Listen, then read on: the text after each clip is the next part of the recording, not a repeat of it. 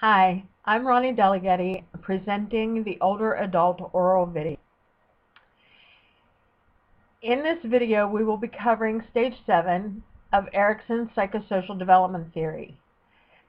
Stage 7, generativity versus stagnation, generally occurs in mid to later adulthood, approximately between 40 and 65 years of age.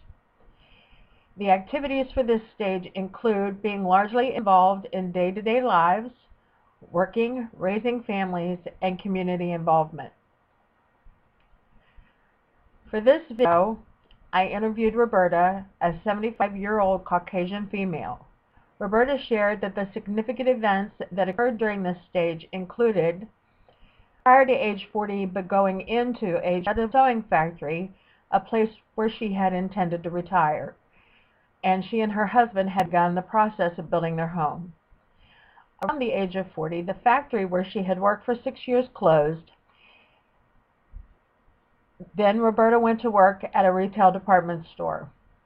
The Blue Law was then repealed, allowing businesses that had previously closed on Sunday to now be open.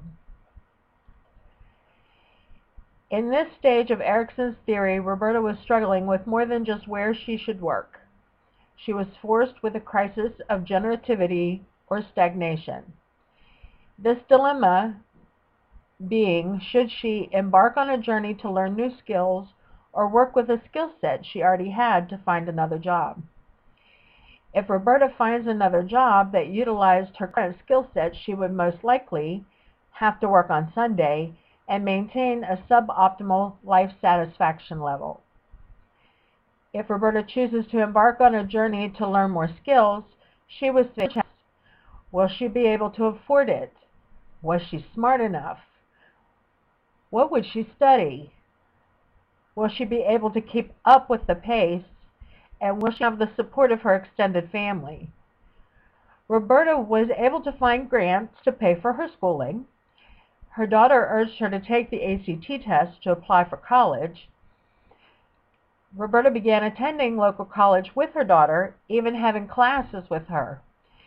She settled on an associate's degree in sociology, but at the urging of her advisor went on to get her bachelor's degree. She was hired before graduating at a nursing home. Roberta found that she was able to keep up with her coursework, and everyone in Roberta's family was supportive.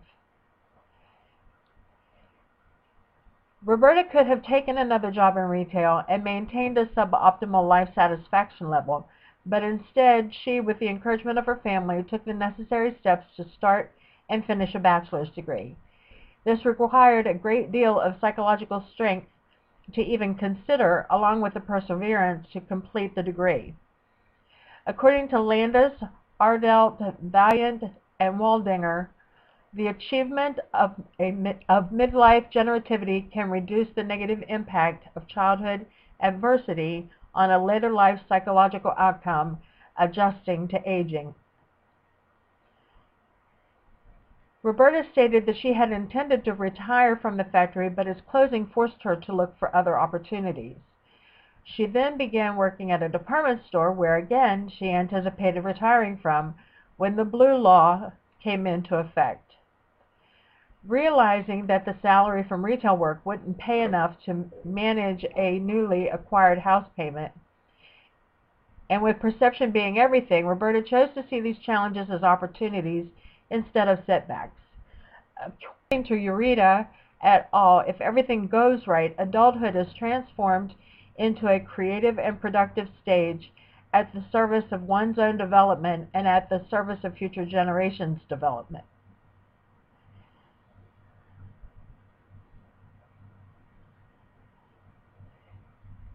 With the energy generated by the challenge, Roberta decided to go to school. Roberta became goal-oriented and proactive about choosing a career instead of just having a job. Making the decision to go back to school was a giant hurdle, but she had grown up hearing stories about her grandmother going back to school to be a nurse after her husband left her and their 3 children. Roberta endeavored new study skills and social skills to navigate college.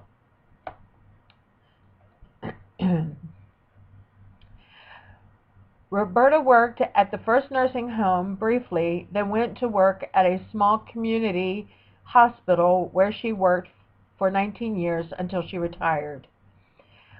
According to Amelia in 2013, temperament is a determining factor in finding the most comfortable career for us, the most satisfying hobbies, in decision making, in our dependence and independence, and in our spiritual development. Roberta cites strong family support and strong church community connections, along with her personal relationship with Jesus Christ, as being how she was able to rise to the challenge of returning to school. Initially, the issue of paying for her education was a stressor that seemed so. Again, Roberta persevered and found a way to get her tuition paid for. There were also struggles with her father's health and the subsequent heart attack that created further stress that could have derailed her, but again she persevered.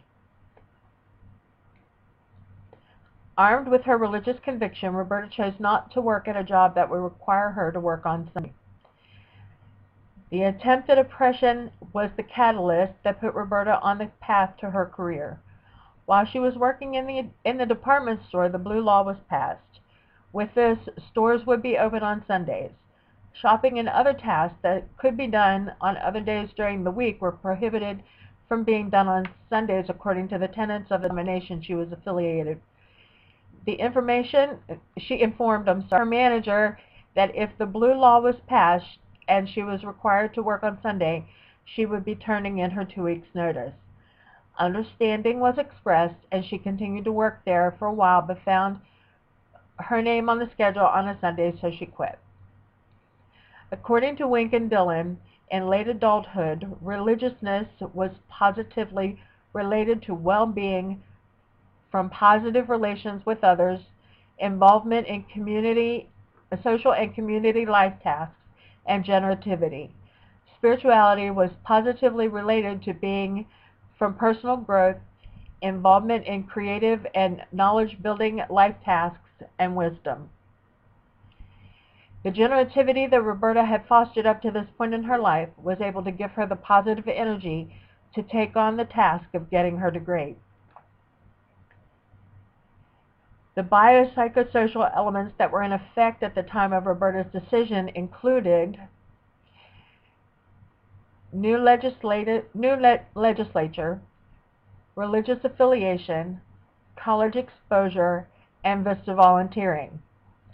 She takes her religious expression and affiliation with her church as a key component of her life, and due to that, it influences her decisions. Attending college was quite an eye-opening experience for her, as she was surrounded daily with the behaviors and language that her religion found displeasing to God.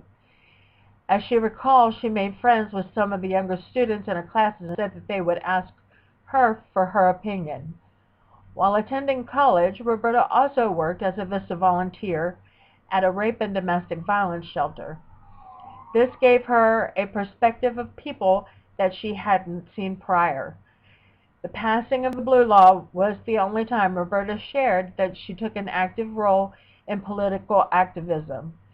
This was her taking a stand against a law she disagreed with. Roberta had internalized the moral principles she had been taught throughout her life and was able to act on them with conviction regarding her response to the Blue Law. This created a dilemma for Roberta in relationship to her moral beliefs. It was the only time Roberta overtly exhibited passive resistance to a law, which was an enormous step for her. In Kohlberg's theory of moral development, Roberta would definitely fall in stage 5, level 3, post-conventional reasoning, self-accepted moral principles. Stage 4, morality of contract of individual radically accepted law, is explained and is viewed as necessary. However, laws need to be questioned in light of the common good, found in Rogers. Morality governed her thought processes. As a law-abiding citizen, Roberta was very conscious of the law and would share that her conscience would not have let her rest if she had knowingly broken the law. Yet when it came to the blue law, Roberta quietly protested by quitting her job.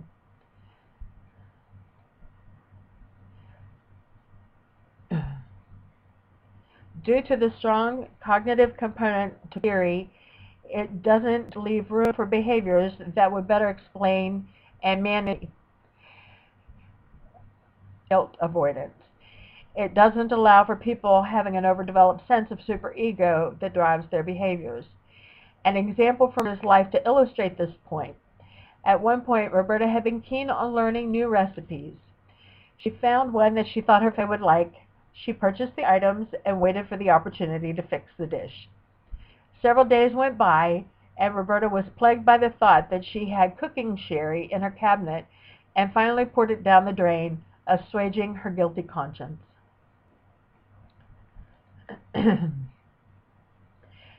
In conclusion, Roberta was able to say at the conclusion of the interview that she was proud of herself and that she felt she belonged at the hospital doing the job she was assigned to do. She felt fulfilled, complete, and happy.